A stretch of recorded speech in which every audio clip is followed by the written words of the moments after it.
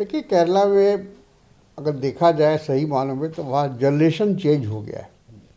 मतलब कहने का हमारा ये है कि 50% से ज़्यादा, नियर अबाउट 60% न्यू फेसेस को मौका मिला है। और उसमें हमको लगता है कि मोर देन 40% जो एज है वो 25 से लेकर 45 है। सो ये हम ये कह सकते हैं कि it is a generation change. पहली बार कांग्रेस में इतने बड़े पैमाने पर नए लोगों को मौका मिला है। और मैं समझता हूँ कि इससे जो यंगर जनरेशन है वो कांग्रेस के साथ आएगा और उनको लगेगा कि कांग्रेस पार्टी के अंदर उनका भविष्य है। सर लेकिन दूसरी तरफ सुभाष हैं जिन्होंने रिजाइन कर दिया और टिकट डिनाई, कांग्रेस की महिला चीफ हैं, कैसे देखते हैं? देखिए, हमें दुख है कि हम उनको टिकट नहीं दे सके। उसका कारण ये था कि उनकी जो सीट थी जहाँ से वो लड़ना चाहती थी वो हमारे जो गठबंधन के साथी हैं केरला कांग्रेस, वो उनके हिस्से में जा चुकी थी। बातचीत के दौरान उनको उसमें वो जगह उनके पास चली गई थी, वो कॉन्स्टिट्यूंसी उनके पास चली गई थी। हम लोगों ने इनसे ये कहा था कि आप कोई दूसरा ऑप्शन दीजिए और जो भी ऑप्शन देंगे आप तो हम लोग कंसीडर करेंगे।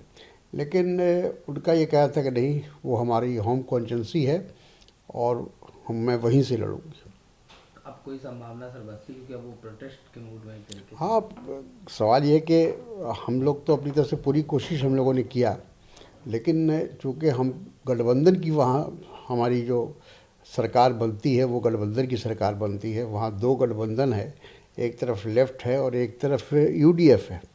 तो यूडीएफ जो हमारा गठबंधन है उसमें हम लोग कई वर्षों से लगातार ये दो गठबंधन वहाँ काम कर रहे हैं। तो उसमें जो अपने एलाइज पार्टनर्स होते हैं उनका ध्यान रखना पड़ता है। किसकी सीट थी सर वो जहाँ से मांग रही थी? केरला कांग्रेस। दूसरी तरफ आज बीजेपी ने 112 कैंडिडेट अनाउंस कर दिए हैं। ई श्रीधरन हो, मेट्रोमैन हो, केजे अल्फोंसो हो, उनको भी टिकट दिया गया है। यानी वो शायद एक तरीके से एमपी हैं केजे अल्फोंसो, उनको भी टिकट दिया। कैसे देख रहे हैं सर, किस तरह की टक्कर देख रहे हैं? देखिए, वहाँ बीजेपी का कोई ख़ास वजूद नहीं है। कोशिश बीजेपी पूरा कर रही है। लोकल बॉडीज़ में भी उन्होंने बहुत प्रयास किया था और उनको लगता है कि हम पैसे के बल पर, धन के बल पर वहाँ हम पार्टी को खड़ा कर लेंगे। लेकिन केरला स्टेट कोई दूसरे स्टेटों की तरह नहीं है। वहाँ लोग का एक कमिटमेंट होता है और एक वैचारिक लड़ाई वहाँ होती है। तो उस वैचारिक लड़ाई में अभी तक भारतीय जनता पार्टी के लिए कोई जगह नहीं है। पिछले लोकसभा चुनाव, असेंबली चुनाव में, लोकसभा में तो उनको एक भी सीट नहीं आई थी और विधानसभा में एक सीट गलती से आ गई थी। सर राहुल गांधी सरकार पर हमला किया, उन्होंने फ्यूल प्राइस के मुद्दे पर और प्राइवेटाइजेशन के मुद्दे पर अटैक किया, कैसे?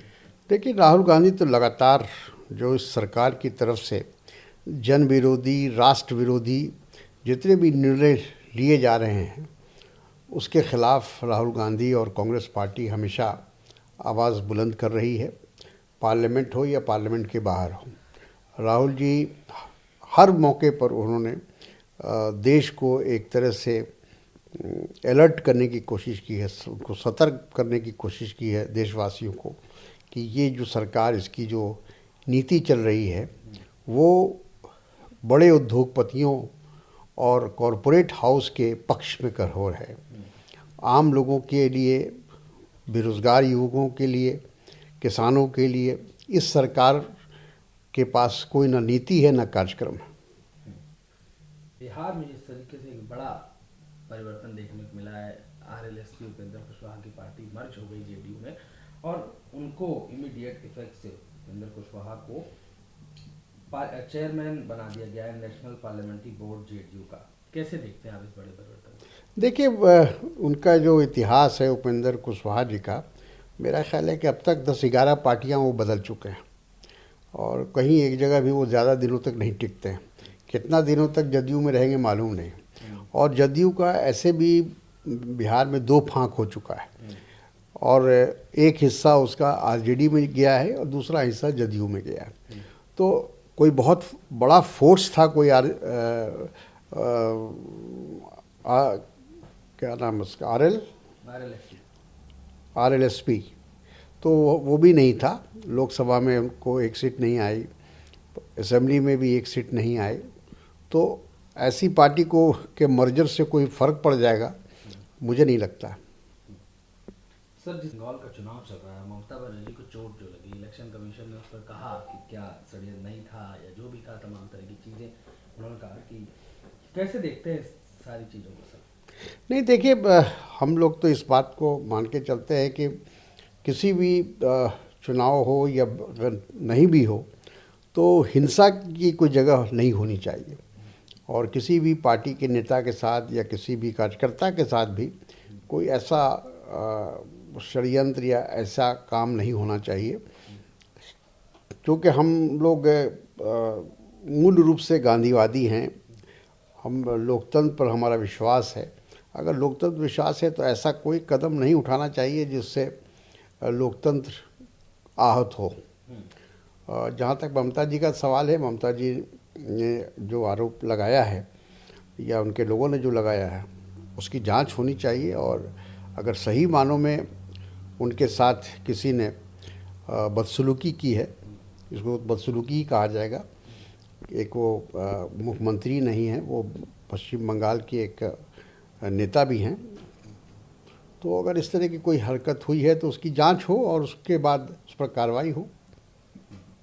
अमित शाह ने अटैक किया है ग्रांड अलायंस जो है असम में, उन्होंने कहा कि क्या राहुल गांधी और बदरुद्दीन इन्फिल्ट्रेशन के खिलाफ प्रोटेस्ट कर सकते हैं साथ में, कैसे देखते हैं? देखिए, अमित शाह जी और उनकी पार्टी भारतीय जनता पार्टी या प्रधानमंत्री अब तक जितना भी इलेक्शन वो जीते हैं वो सिर्फ धार्मिक उन्माद पैदा करके और साथ में ध्रुवीकरण की राजनीति करके, वो विकास के नाम पर चुनाव नहीं लड़ते, वो नीति और कार्यक्रम के आधार पर चुनाव नहीं लड़ते।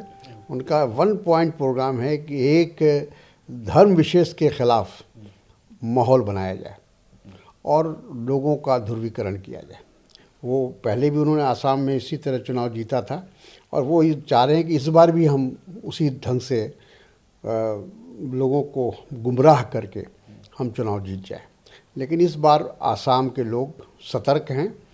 जिस तरह से CA का उन्होंने विरोध किया, NRC का वहाँ के लोगों ने विरोध किया, तो उससे भारतीय जनता पार्टी जो एक साजिश कर रही थी वहाँ डिवाइड एंड रूल का, उसमें उनको कामयाबी नहीं मिली।